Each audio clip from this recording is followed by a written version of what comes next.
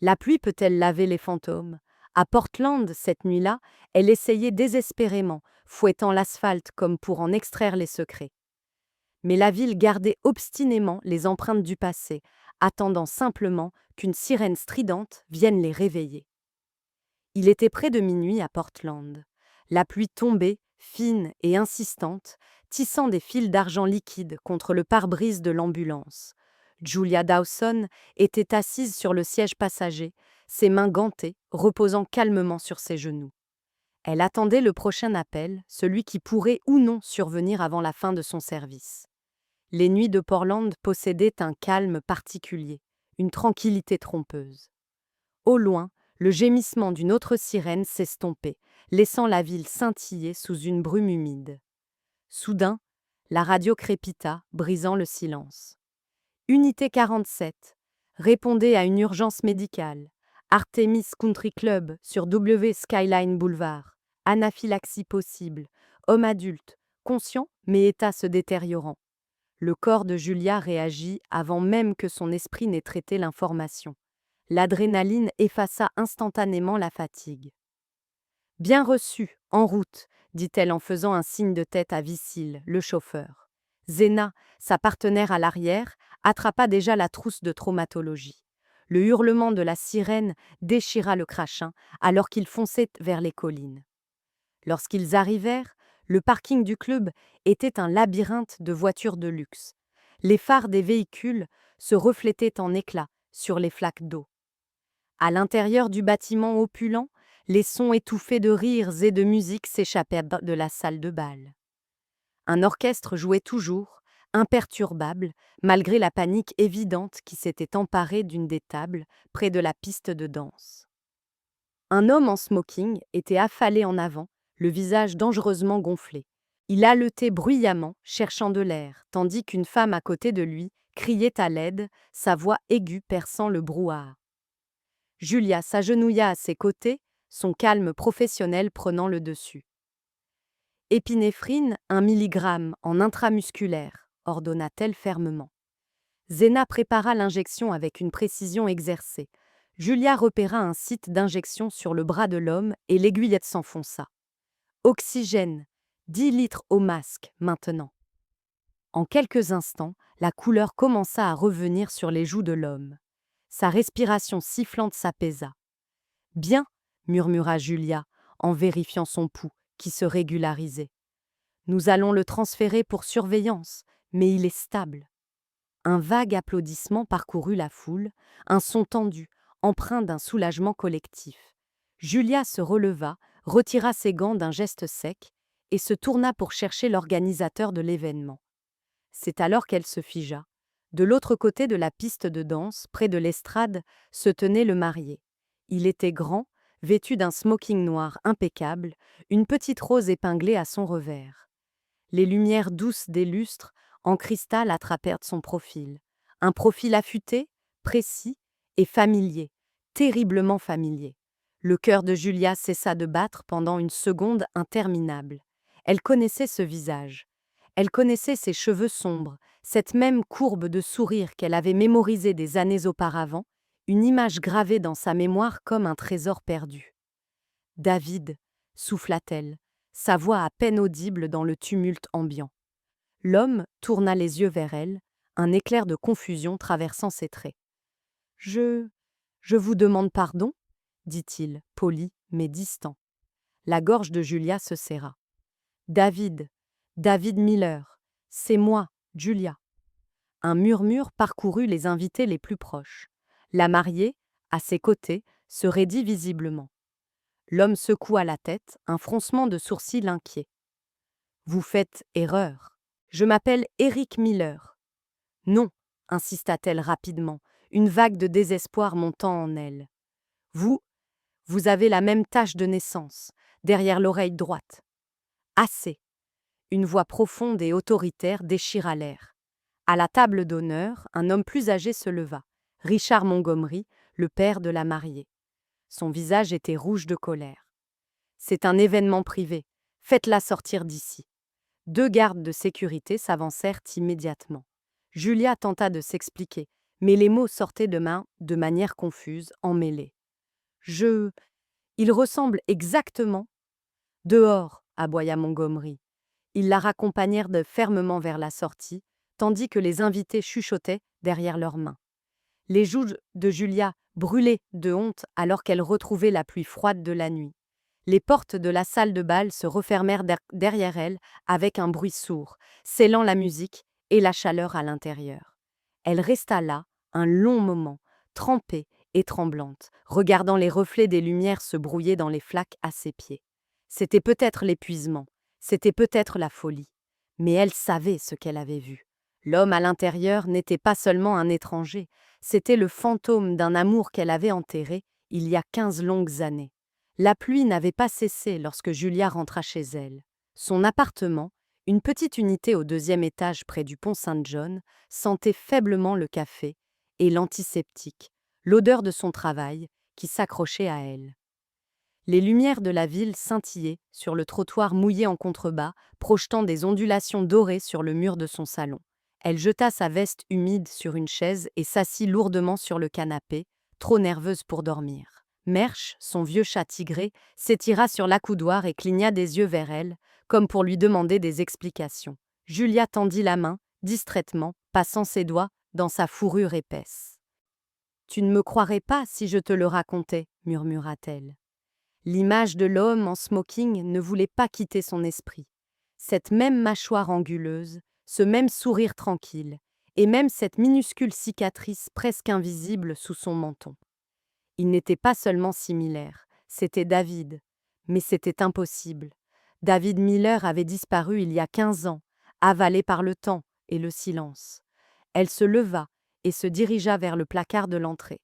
Sur l'étagère la plus haute, hors de portée quotidienne, reposait une boîte à chaussures usée, entourée d'un ruban bleu décoloré. Julia hésita une seconde avant de l'attraper.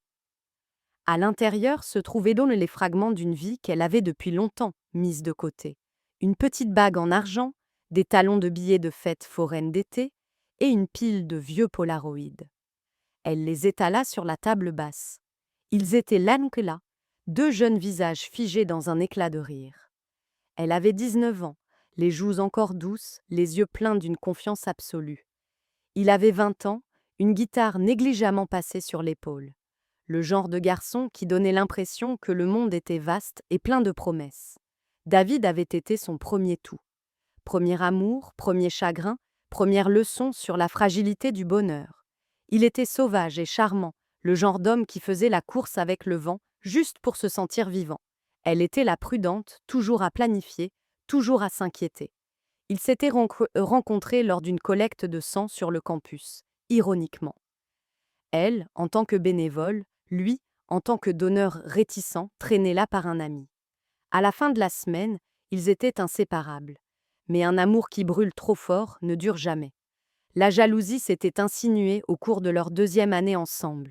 Julia l'avait vu rire avec une fille de son groupe de musique, et quelque chose en elle avait cédé.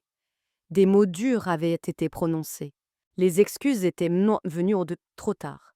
Et juste comme ça, il était parti. Il avait déménagé hors de la ville avec sa mère peu de temps après. Elle avait écrit des lettres qui n'avaient jamais reçu de réponse.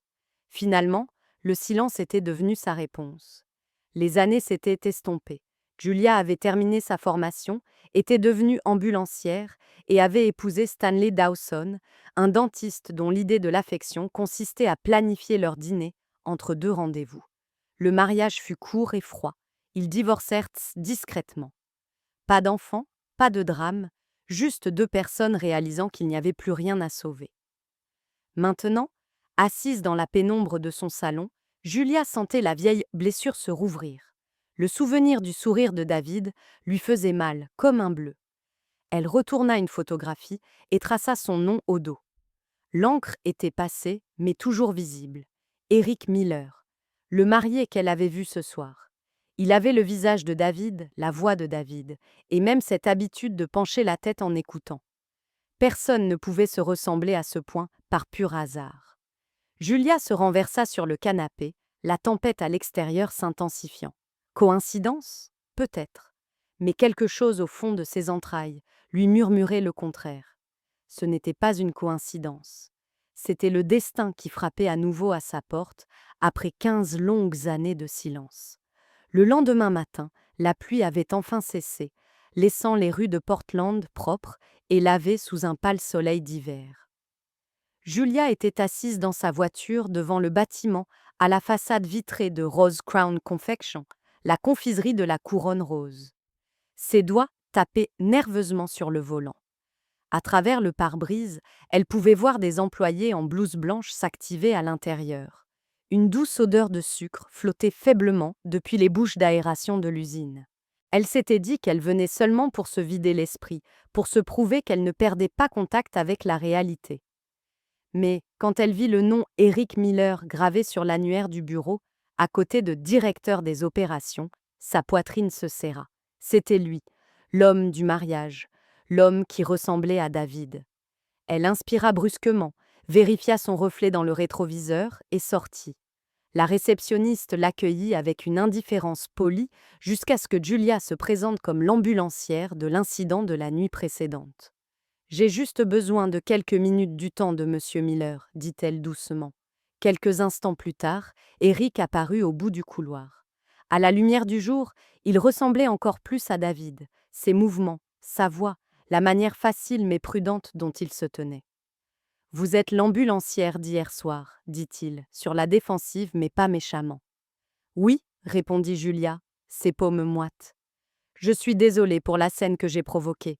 C'est juste que j'ai besoin de vous montrer quelque chose. » Il hésita, puis fit un geste vers un coin tranquille du hall d'entrée. « D'accord, mais faites vite. » Julia plongea la main dans son sac et en sortit un Polaroid décoloré.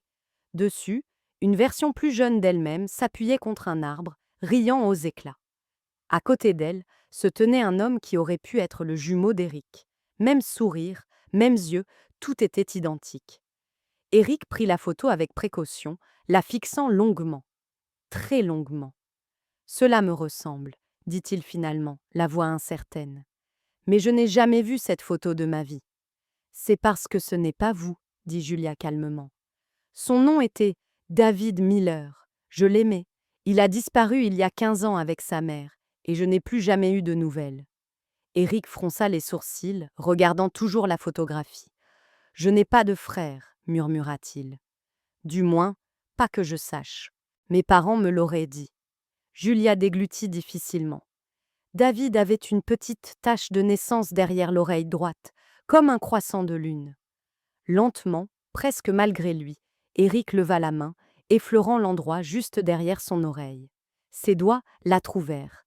Faible mais présente, il devint livide. « Vous voyez » murmura-t-elle. « Vous ne pouvez pas me dire que c'est juste une coïncidence. » Éric expira d'une voix tremblante et lui rendit la photo. « Je ne sais pas quoi dire. Je ne me souviens de rien de tel. Mais je vais demander à mes parents. Peut-être qu'il y a quelque chose que j'ignore. » Julia hocha la tête, la gorge nouée. « S'il vous plaît, faites-le. J'ai besoin de comprendre ce qui se passe. » Il la regarda une dernière fois, les yeux remplis de confusion et de quelque chose qui ressemblait à de la peur. « Moi aussi, » dit-il doucement, avant de tourner les talons et de disparaître dans le couloir. Julia resta là, longtemps après son départ, le faible bourdonnement des machines à bonbons remplissant le silence. Dehors, le soleil se reflétait sur le trottoir mouillé, une lumière vive et froide.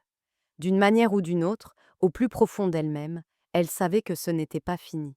Quelque chose de longtemps enterré était en train de remonter à la surface, et aucun d'eux n'était prêt pour ce qu'ils allaient découvrir.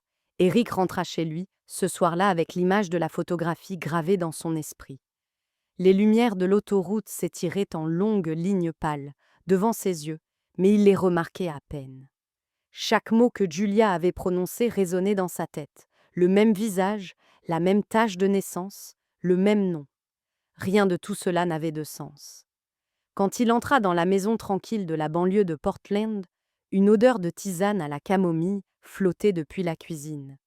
Sa mère, Helen Miller, était assise près de la fenêtre, tricotant un pull bleu pâle.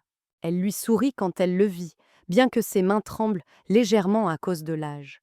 « Tu es rentré tôt, dit-elle. » Eric ne répondit pas tout de suite. Il posa son manteau sur le dossier d'une chaise et étudia son visage. Maman, j'ai besoin de te demander quelque chose, dit-il finalement. Hélène leva les yeux. Qu'y a-t-il, chérie? Est-ce que j'ai déjà été un jumeau? Les aiguillages à tricoter se figèrent à mi-chemin. Pendant un battement de cœur, il n'y eut que le son de l'horloge au-dessus de la cuisinière. Pourquoi me demandes-tu cela? Parce que quelqu'un m'a montré une photo aujourd'hui, dit-il, sa voix se tendant. Une photo d'un homme qui me ressemble exactement. Même visage, même cicatrice, tout. Elle a dit qu'il s'appelait David Miller. Hélène perdit toute couleur. Les aiguilles ne glissèrent de ses mains et tombèrent sur la table avec un cliquetis sec. Elle porta une paume tremblante à sa bouche. « Oh mon Dieu !» murmura-t-elle. « Tu l'as découvert ?» L'estomac d'Éric se tordit. « Alors, c'est vrai ?» Des larmes emplirent les yeux de sa mère alors qu'elle hochait la tête. « Oui, tu avais un frère. Vous êtes nés ensemble, deux garçons en bonne santé. Mais il y a eu un incendie à l'hôpital cette nuit-là. La maternité a brûlé. Les infirmières ont couru avec les nouveau-nés. Et quand tout a été terminé, l'un de vous avait disparu. » Il la dévisagea, incapable de respirer. « Disparu? Comment perd-on un bébé? » Ils ont dit que quelqu'un avait peut-être mélangé les étiquettes, ou peut-être qu'il avait été pris. Nous avons cherché pendant des mois, mais l'hôpital a fermé. Les dossiers ont disparu. Et ton père, il ne supportait pas de continuer à chercher. Nous ne te l'avons jamais dit. Tu étais tout ce qui nous restait. Éric s'écarta de la table, arpentant la pièce. Tu m'as caché ça toute ma vie. Sa voix se brisa, quelque part entre la colère et l'incrédulité. Hélène essuya ses larmes. Je voulais te protéger. Il n'y avait plus rien à trouver, Éric. Parfois, il vaut mieux laisser le passé enterré. Il secoua la tête, s'agrippant au dossier d'une chaise. Non, quelqu'un, là-bas, avait le visage de mon frère. Il était réel, et j'ai besoin de savoir ce qui lui est arrivé. Hélène le regarda, impuissante. Si tu creuses, tu ne ramèneras que de la douleur. Peut-être, dit-il calmement, mais ne pas savoir fait plus mal encore. Il attrapa ses clés et sortit avant qu'elle ne puisse répondre. L'air frais de la nuit lui frappa le visage, le ramenant juste assez à la réalité pour qu'il sorte son téléphone de sa poche. Julia répondit à la deuxième sonnerie. « Éric ? » « J'ai parlé à ma mère, dit-il, sa voix basse et instable. Elle l'a admis. J'avais un jumeau. Il a disparu dans l'incendie de l'hôpital, la nuit de notre naissance. » Il y eut un silence. Puis, le souffle de Julia se coupa. « Oh mon Dieu, ma mère travaillait dans cet hôpital, » murmura-t-elle. Elle me racontait des histoires sur cet incendie. Je n'avais jamais imaginé. Alors peut-être que nous pouvons trouver la vérité ensemble, dit Éric. La voix de Julia tremblait. Oui, nous le devons. En raccrochant, Éric regarda la maison. Sa mère était toujours encadrée par la fenêtre, son visage pâle sous la lumière de la lampe. Pour la première fois de sa vie, il réalisa à quel point il en savait peu sur la famille dont il venait, et combien avait été perdu dans la fumée de cette nuit lointaine. 2 jours plus tard, Julia était assise en face d'Éric dans un café tranquille, niché entre de vieux entrepôts de briques dans le Pearl District. À travers les hautes fenêtres, le soleil de fin de matinée se reflétait sur les flaques laissées par la pluie de la veille. La vapeur s'échappait de leur tasse de café intacte et l'air sentait légèrement les grains torréfiés et le cèdre. Les mains d'Éric étaient jointes sur la table. « J'ai posé des questions, dit-il calmement. Un ami de mon entreprise m'a recommandé quelqu'un, un détective privé, ancien flic. Il s'appelle Peter Harland. » Julia leva les yeux, lasse mais résolue. « Alors engageons-le. J'ai besoin de savoir qui était David, ce qui s'est passé après son départ. » Moins d'1 heure plus tard, ils étaient assis dans le bureau de Harland, un petit espace rempli de dossiers poussiéreux et du faible bourdonnement d'un vieux climatiseur. L'homme lui-même avait la soixantaine, mince, avec des yeux perçants et une voix qui portait une autorité naturelle. Il écouta attentivement pendant qu'ils expliquaient tout. De la photographie à l'incendie de l'hôpital, en passant par la ressemblance troublante entre Éric et David. Quand ils eurent terminé, Harland se renversa dans son fauteuil. D'accord, dit-il. Je vais commencer par les archives de l'hôpital et les actes de naissance de St. Mary's. Ensuite, je remonterai à partir de là. Donnez-moi quelques semaines. L'attente fut interminable. Julia effectuait ses gardes au Portland UMS de manière mécanique, son esprit jamais loin de l'enquête. Chaque fois que son téléphone vibrait, son cœur faisait un bond. Puis, par un après-midi gris, Eric appela enfin. « Il a trouvé quelque chose ?» dit-il. Ils se retrouvèrent au même café, la pluie tapotant contre les vitres. Harland était assis en face d'eux, un dossier couleur manille posé sur la table. Il regarda Julia, puis Eric, son expression indéchiffrable. « Je vais être direct avec vous, commença-t-il. L'incendie de l'hôpital était réel. Les dossiers confirment la naissance de jumeaux nés d'Hélène Miller cette nuit-là. L'un est répertorié comme décédé, mais il n'y a pas de certificat de décès. Le second nourrisson a été enregistré comme transféré, mais sans signature. Après cela, la piste devient froide pendant des années. » Il fit une pause. Puis, 15 ans plus tard, un homme nommé David Miller apparaît à Spokane, dans l'État de Washington. Même date de naissance, même trait. Eric se pencha en avant, ses jointures d'or blanchissant. « C'est lui !» Harland hocha la tête. Il travaillait comme cascadeur professionnel, marié à une femme nommée Claire Evans. Ils étaient connus pour faire des spectacles de moto sur toute la côte. Sa voix s'adoucit. L'année dernière, tous les deux sont morts dans un accident de la route près de Bend. Un conducteur ivre a grillé un feu rouge. Pas de parents survivants, pas de frères ou sœurs répertoriés. Le monde de Julia bascula. « Non, » murmura-t-elle en secouant la tête. « Ça ne peut pas être. »« Il y a plus, » dit Harland doucement. Ils avaient une fille, Emily, âgée de 3 ans. Elle est actuellement dans le système d'accueil du comté de Multnomah. Julia porta une main à sa bouche. Pendant un instant, le café devint flou autour d'elle. Le sifflement de la machine à expresso, le murmure des voix, tout s'effaça sous le battement de son cœur. David était parti, mais une partie de lui était toujours là, vivante, respirante. « Où est-elle maintenant ?» demanda-t-elle. Harland fit glisser un papier sur la table, une adresse, un numéro de dossier. En placement temporaire, en attente d'une famille d'accueil. Si vous êtes sérieux, vous devrez contacter les services sociaux. Julia essuya ses yeux, sa voix tremblante mais ferme. Je le ferai. Eric tendit la main sur la table, ses mains stables sur les siennes. Nous le ferons tous les deux. Dehors, la pluie s'était arrêtée. Le soleil perçait à travers les nuages, fin et fragile, mais suffisant pour leur rappeler que certains morceaux du passé attendaient toujours d'être retrouvés. Le lendemain matin, l'air était vif et clair lorsque Julia se gara devant le bâtiment des services à la famille du comté de Multnomah.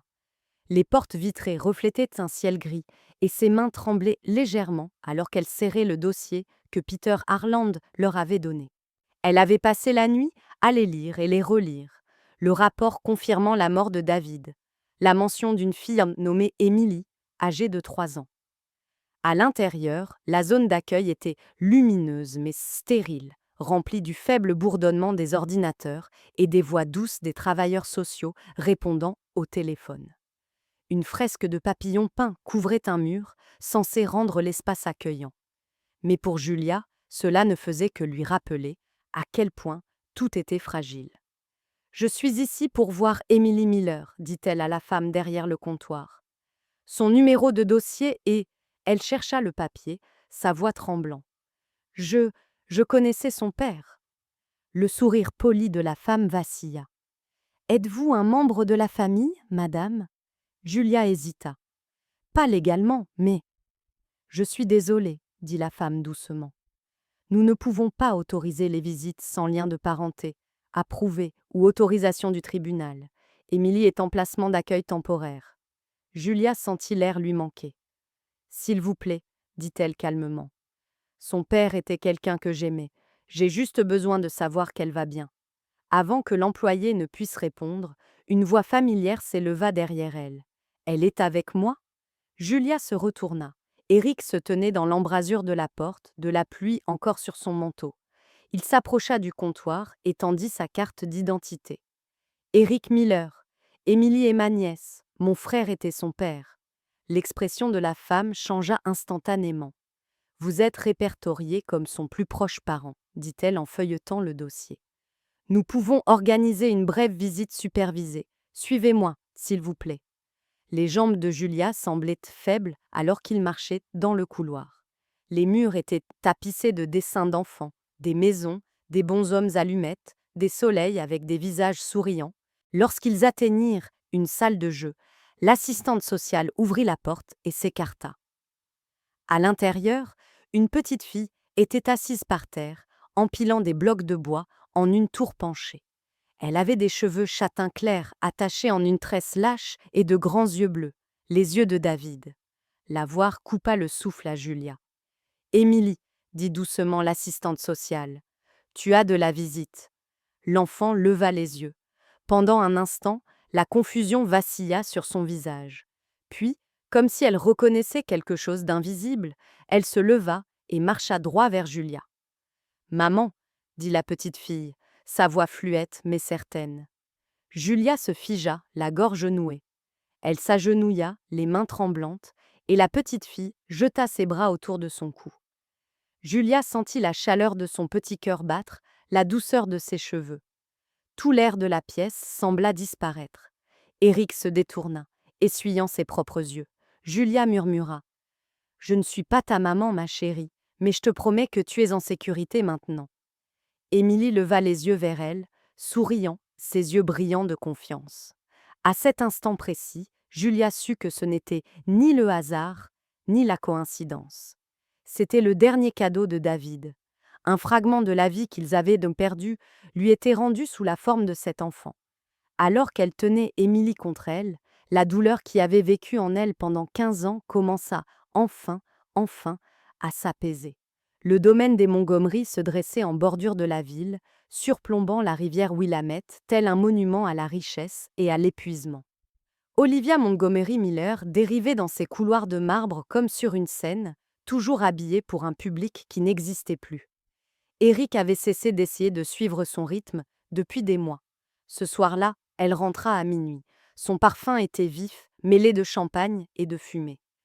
Ses talons claquèrent contre le marbre alors qu'elle jetait sa pochette sur le comptoir. « Ne commence pas, dit-elle sans même le regarder. « Je n'allais pas le faire, répondit-il calmement, posant le livre qu'il ne lisait pas. Mais peut-être devrais-tu me dire où tu étais. Elle rit, un son cassant. À une fête, évidemment. Où veux-tu que je sois tous les soirs? Peut-être que j'aime les gens qui s'amusent encore. Elle se tourna, ses yeux brillants sous les lumières encastrées. Tu t'amusais aussi avant de décider que tu voulais jouer au frère endeuillé. La mâchoire d'Éric se serra. Ne parle pas de lui. Pourquoi pas? Tu es obsédé par cette femme depuis le mariage, Julia, l'ambulancière.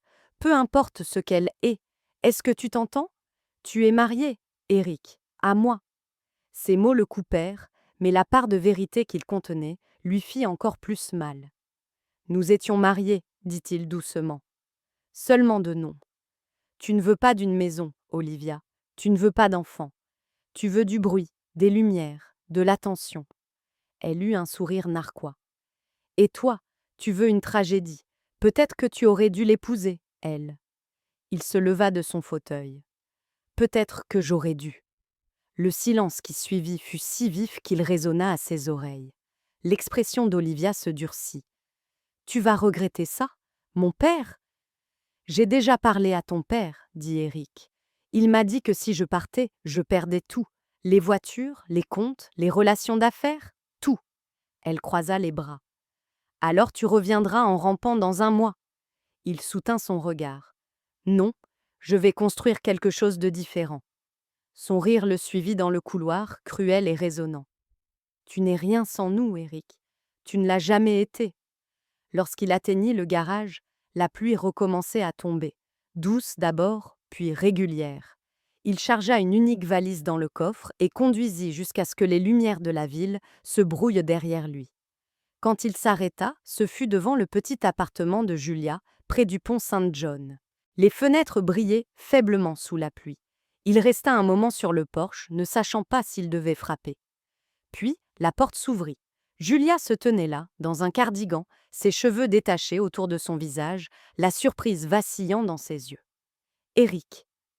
Il essaya de parler, mais sa voix se bloqua. Puis-je Puis-je rester ici, juste pour un moment? Elle n'hésita qu'une seconde avant de hocher la tête. Entre. À l'intérieur, les jouets d'Émilie étaient éparpillés sur le tapis et une légère odeur de cacao flottait dans l'air. Julia lui tendit une serviette. Il sécha ses cheveux, la regardant s'agenouiller pour ramasser les blocs. Nuit difficile? Demanda-t-elle gentiment. On peut dire ça. Il réussit à esquisser un faible sourire. Je crois que j'ai enfin fait ce qu'il fallait. Elle leva les yeux vers lui. Quelque chose de non dit passa entre eux, une compréhension silencieuse née d'une perte partagée et de secondes chances. Dehors, la pluie continuait de tomber, régulière et implacable. Mais à l'intérieur de ce petit appartement, pour la première fois depuis des années, Éric sentit le poids sur sa poitrine commencer à se soulever. Une année entière s'était écoulée depuis la nuit où Éric s'était présenté à la porte de Julia. Le monde autour d'eux semblait plus doux, maintenant, plus calme, plus stable. Le petit appartement qui avait semblé autrefois trop silencieux était maintenant rempli de rires, de jouets et de l'odeur des pancakes le dimanche matin. Ce matin-là, une lettre des services à la famille du comté de Multnomah reposait sur le comptoir de la cuisine. L'enveloppe portait le cachet « Approuvé ». Les mains de Julia tremblaient en l'ouvrant. Au moment où elle lut les mots « Adoption finalisée », son souffle se coupa. Elle regarda Éric, les larmes se formant déjà. « Elle est à nous », murmura-t-elle. Éric la prit dans ses bras, la voix étranglée par l'émotion. « On l'a fait. Elle est à la maison pour de bon. » De l'autre côté de la pièce, Émilie était assise par terre, en train de colorier, fredonnant pour elle-même. Quand Julia lui annonça la nouvelle, la petite fille sourit largement et demanda « Est-ce que ça veut dire que je peux rester pour toujours ?» Julia s'agenouilla à côté d'elle. Pour toujours et à jamais. Ce soir-là, ils fêtèrent avec de la pizza et un gâteau, Émilie insistant pour souffler les bougies elle-même. Ce n'était pas une grande occasion, juste 3 personnes assises autour d'une minuscule table de cuisine. Mais pour Julia, c'était comme si le monde s'était enfin remis à l'endroit. Les jours se transformèrent en semaines et le rythme de leur vie trouva une cadence naturelle. Julia travaillait toujours ses gardes à Portland UMS, bien que moins souvent maintenant, tandis qu'Éric gérait son nouveau poste dans une petite entreprise de logistique. Leur monde était simple, mais paisible, quelque chose qu'aucun d'eux n'avait vraiment connu auparavant. Puis, un matin de fin de printemps, Julia se réveilla en se sentant différente. Une nausée sourde lui barbouillait l'estomac. Au début, elle l'ignora. Trop de café, peut-être le stress des gardes de nuit.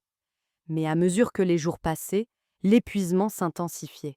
Quand elle en parla à sa collègue Zena, celle-ci haussa un sourcil. « Tu es sûre que ce n'est pas autre chose ?» Julia rit en secouant la tête. « Zena, tu sais que je ne peux pas tomber enceinte. On m'a diagnostiquée il y a des années. »« Quand même, » dit Zena en lui tendant une petite boîte. « Fais-le pour moi. » Ce soir-là, après qu'Émilie fut endormie, Julia se tenait dans la salle de bain, le cœur battant à tout rompre. 2 lignes roses apparurent avant même qu'elle ne puisse cligner des yeux. Elle s'assit sur le bord de la baignoire, couvrant sa bouche, des larmes coulant librement. Quand Éric rentra à la maison, elle lui tendit le test sans un mot. Il le fixa, l'incrédulité vacillant sur son visage avant de se transformer en pure joie. « Tu plaisantes » murmura-t-il. Julia secoua la tête, riant à travers ses larmes. « 16 semaines, réussit-elle à dire. Le médecin l'a confirmé ce matin. Je ne sais pas comment, mais… » Éric la serra dans ses bras, son rire étouffé par l'émotion. « C'est un miracle » répéta-t-il encore et encore, comme si les mots eux-mêmes pouvaient le rendre réel. Dans l'embrasure de la porte, Émilie s'agita, se frottant les yeux. « Pourquoi pleures-tu, maman ?» Julia s'agenouilla, essuyant ses joues. « Parce que je suis heureuse, ma chérie. » La petite fille grimpa sur ses genoux, posant sa tête contre l'épaule de Julia. Éric les enveloppa toutes les deux de ses bras. Pour la première fois depuis des années, Julia ne se sentait pas seulement entière, elle se sentait choisie, comme si la vie lui avait enfin rendu tout ce qu'elle lui avait pris autrefois. La lumière de l'après-midi filtrait doucement à travers les arbres de Forest Park, parsemant la mousse et les fougères de taches dorées. Julia poussait la poussette le long du sentier sinueux, ses doigts effleurant légèrement la poignée, tandis que le son des oiseaux résonnait dans l'air frais parfumé au pin. À côté d'elle, Eric portait un thermos de café, et Émilie sautillait quelques pas devant, son rire brisant le silence comme la lumière du soleil à travers les nuages. Le monde semblait plus lent maintenant, doux, délibéré. Pour la première fois depuis très longtemps, Julia ne pensait pas à ce qu'elle avait perdu, mais à tout ce qu'elle avait trouvé.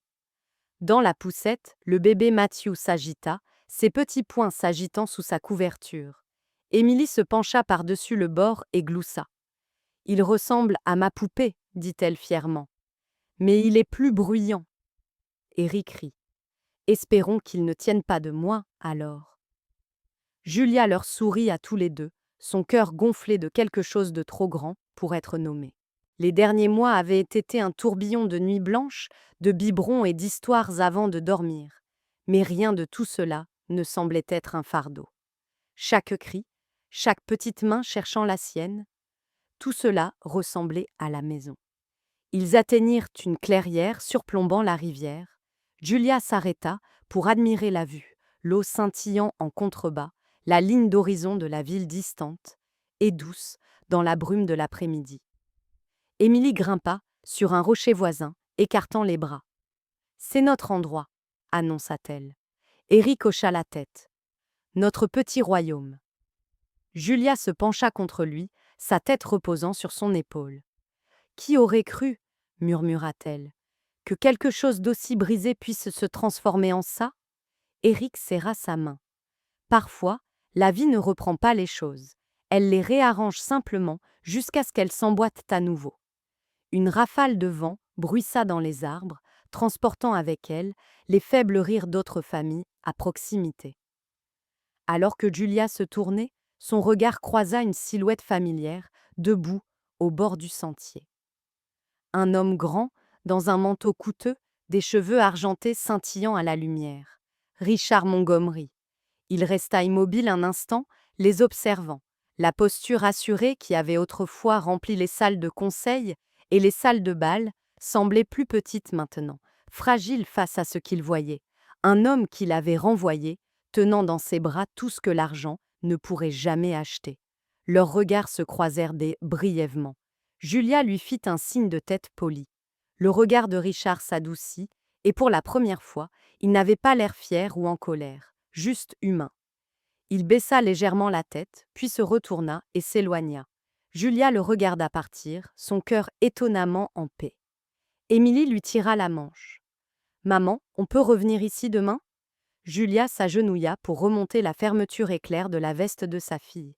« Bien sûr, ma chérie, autant que tu le voudras. » Alors qu'ils reprenaient le chemin de la voiture, Eric ajusta la couverture autour de Matthew et regarda Julia.